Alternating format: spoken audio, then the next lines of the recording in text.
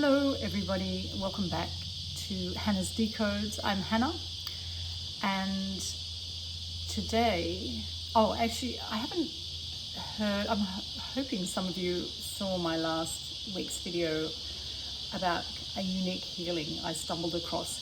So I'm hoping some people might have tried it. It'd be interesting to see how you went. So if you wanted to leave a comment, that'd be great. So today I thought I'd share something that I do quite often, and it's looking at say politicians, world-renowned singers, actors. So it's looking at them, and often when you look at, say, a photograph of these kind of people, and it's very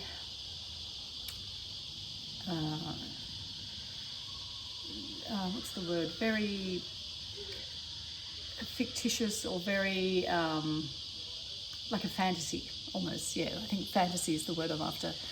And it's so glossy and perfect, and if you notice, you kind of get into, sometimes it's almost like watching television, a slightly hypnotic, scary state sometimes when you see these perfect images of people.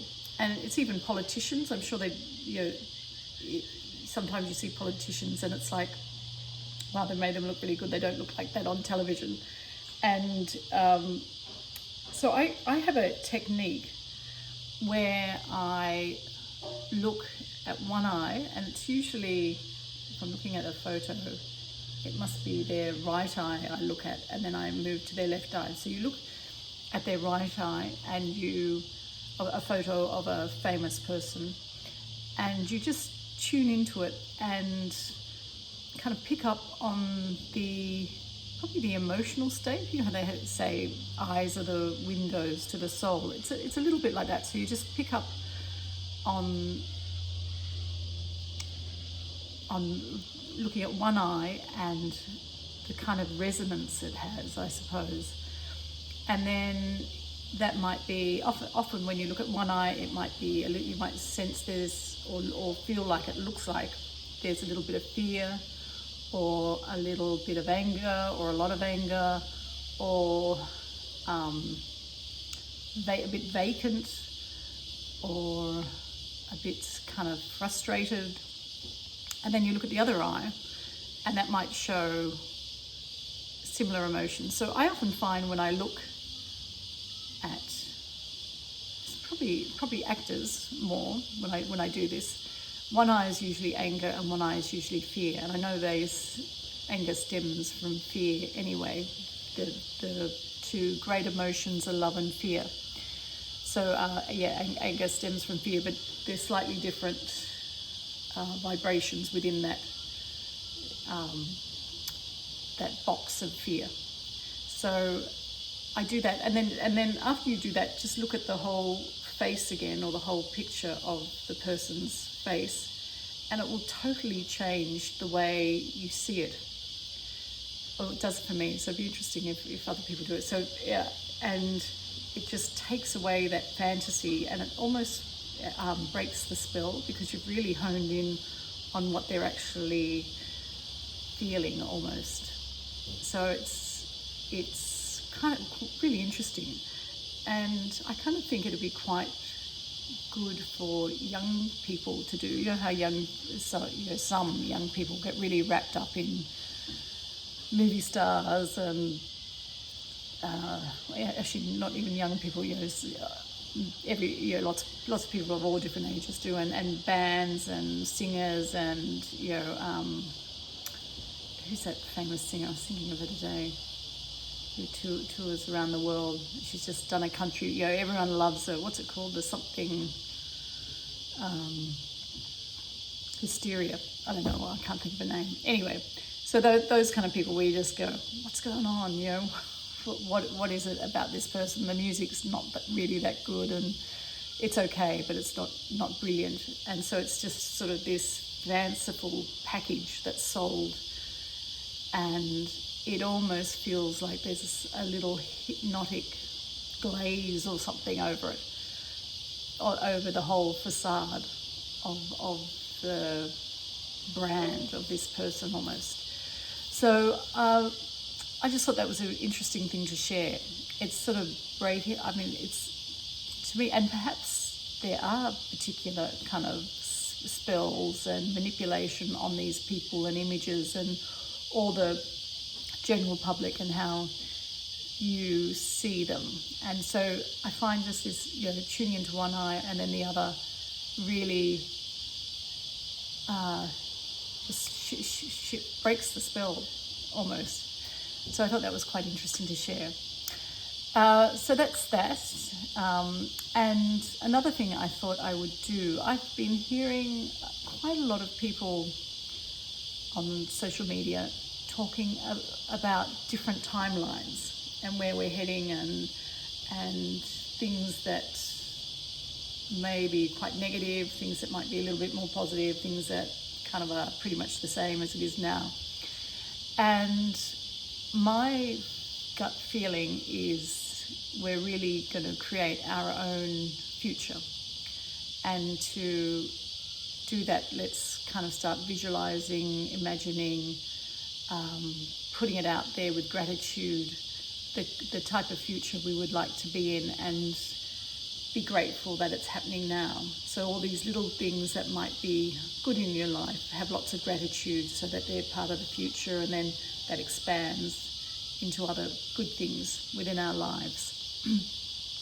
So I thought I might just do a quick meditation on that. And I always say, and I should probably say at the beginning, pause if you would like to continue, and I'll say towards the end. I usually have them roughly going for about 5 minutes, but I quite like to do at least a 10 or 15 minute meditation.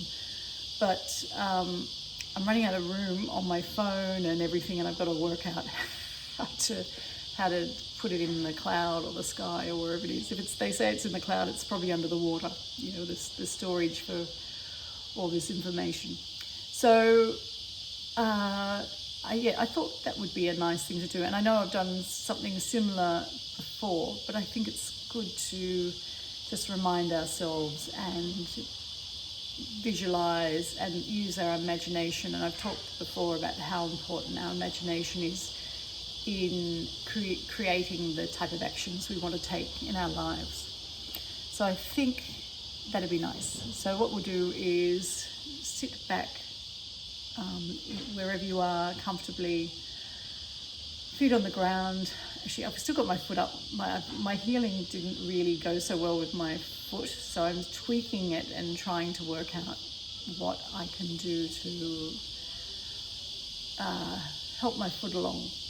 And I'm working in the physical world with different remedies, magnesium, all that kind of stuff, and also working in the spiritual world, because I think they're more and more. I mean, they've always been interwoven, but consciously we're going to be working with it more and more, because that's how we are and how it should be, and I think how it will be much more so with the general population. So sorry, getting off track. So sitting comfortably, feet on the ground if that's comfortable, hands on your laps, face up if that's comfortable, or lying down if you're someone who can stay awake during meditations, that's also comfortable. And some nice, gentle, deep belly breaths right down to almost to your groin area, just even though your lungs don't go down that far. Just imagine the air is kind of pushing down towards that area when you breathe in. And imagine you're breathing in the love and light. The light gives the love, the breath of love, a tangible visual colour to imagine with and visualize.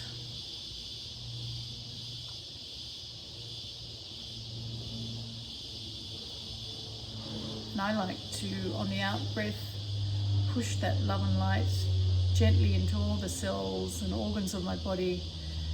And after a few breaths, once your body is so filled up with love and light, it just starts breathing in and out of your skin with your breath.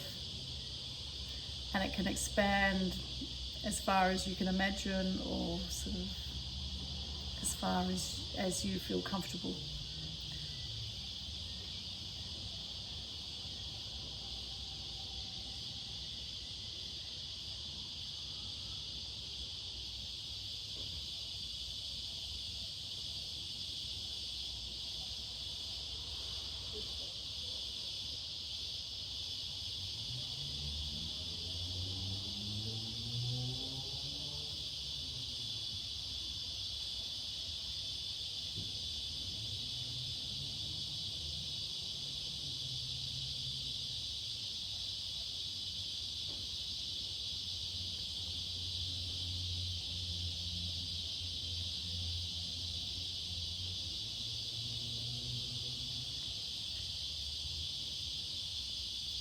And perhaps just start with things that you're grateful for in your life currently, and express your gratitude for those things.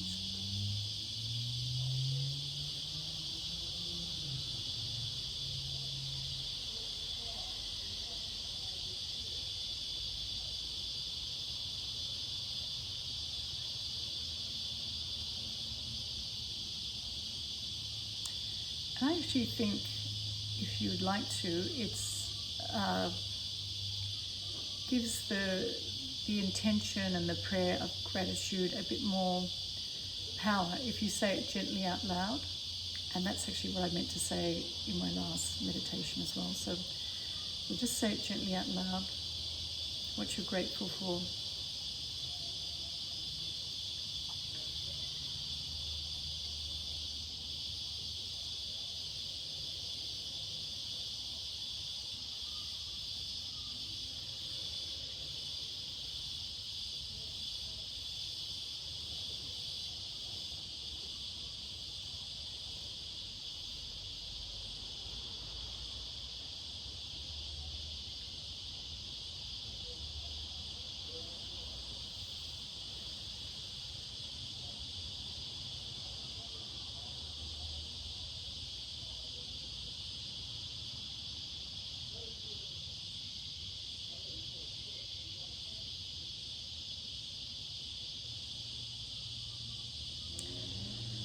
Okay, now just start visualizing the things you would like to have in your life and you would like in your future world.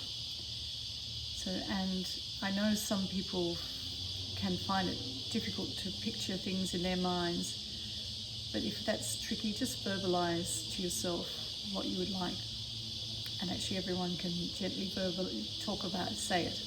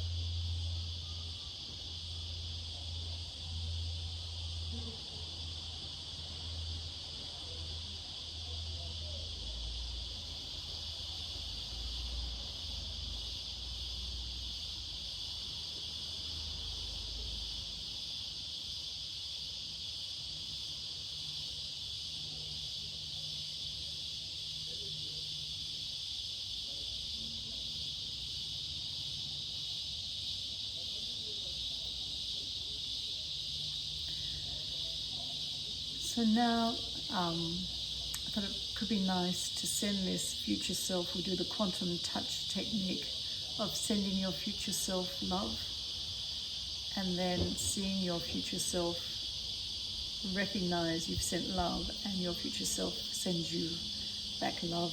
And that way you have that really nice connection with the future, your future scenario. Okay, so see yourself in the future,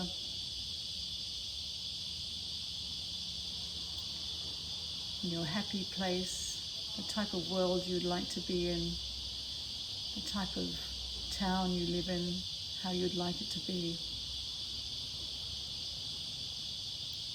And you're in this place where you feel happy, peaceful, and send yourself love, loving kindness.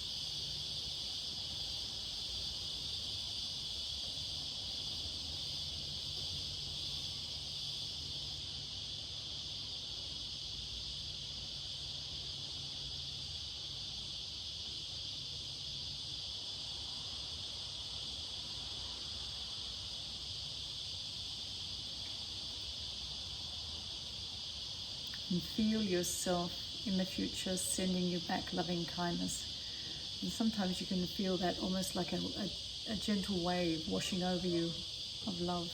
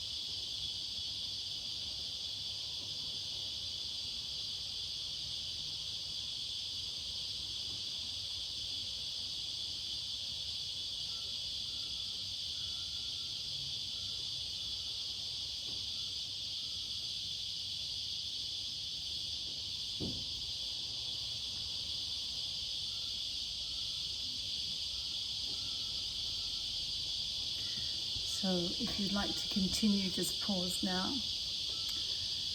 So that was quite nice. Once I sent my future self loving kindness and I received it, I just saw myself hanging out in my future peaceful, happy world and was doing stuff. Just, off to the beach, doing things I love to do.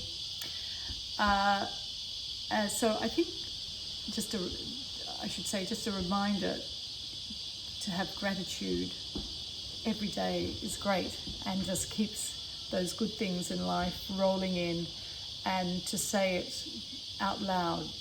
I mean, you don't have to yell it, just softly say it. So it has that little butterfly effect and just ripples out into the world, and you get your visions. You're sort of gently pushing your vision out there.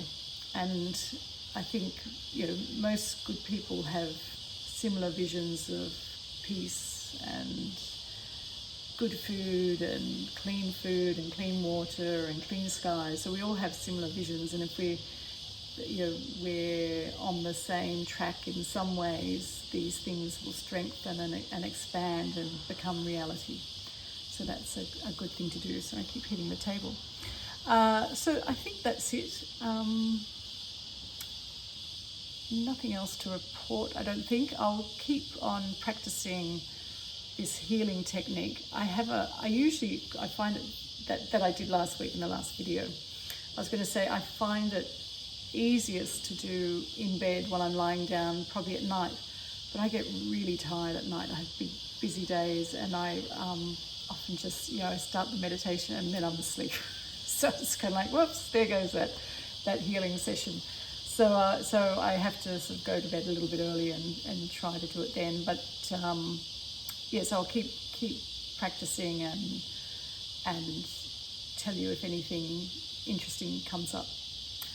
So I think that's it. So I hope you have a good day or evening wherever you are, and I'll hopefully see you next week. And if you'd like to, please like, share and subscribe. Okay, thank you. Bye. Oops. Bye.